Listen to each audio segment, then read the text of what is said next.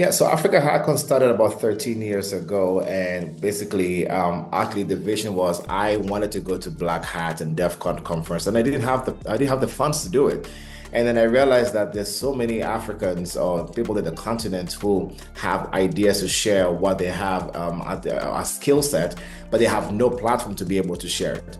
This is where the birth of Africa Hackon came through, that we are able to basically have a conference that we're constantly sharing knowledge, constantly being able to actually do demonstrations, but we are very different. We like to do live demonstrations of how hacking really happens and how cyber criminals think.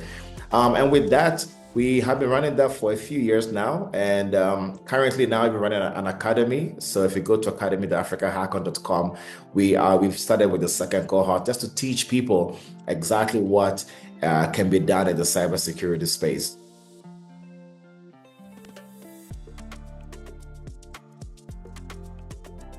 So this is why it's really good to actually have a hands-on session, to have a walkthrough of exactly how somebody gets to be compromised, how an organization gets to be compromised, how a cyber criminal thinks from start to finish to be able to infiltrate your network and systems. This is why it's going to be really important for me to be able to do a live demonstration during the session at the summit, so that we get to be able to relate to real world scenarios and be able to protect ourselves better.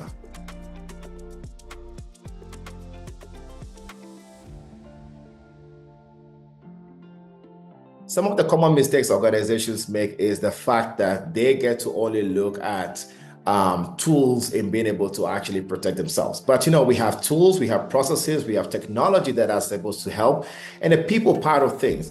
If you don't understand the people in the organization, the tools that you have are totally worthless.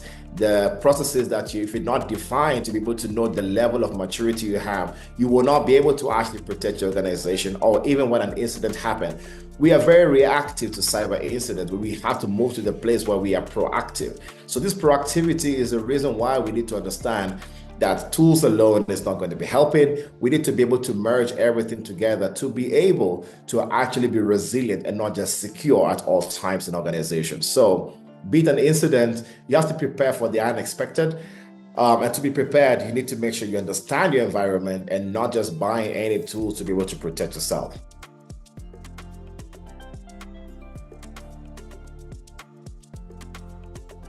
We have to be able to understand that different environments have different ways of dealing with cyber incidents. So an incident that you find that could be in the West or the East is not too far-fetched from what is happening in the continent here. This is why we need to be able to understand that solutions have to be tailored to the continent and environment that we live in every day to be able to achieve the best of maturity in our ways of working. So the kind of ways that some of the hacking that goes on in other places might not be too different from what we see in Africa, but the thing is they're quite similar. We need to be able to tailor some of our ways of working to it, not just tools again.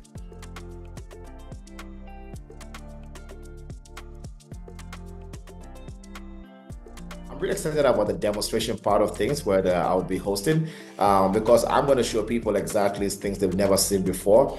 I'm going to show them ways they can be compromised. I'm going to show them ways that they need to be expecting or what they've not been able to actually comprehend in their environment, and then see how they can move from one level of maturity to the other. I mean, the lightning talk is going to bring out the details of what you're seeing in the AI space. We can't run away from it. It's here.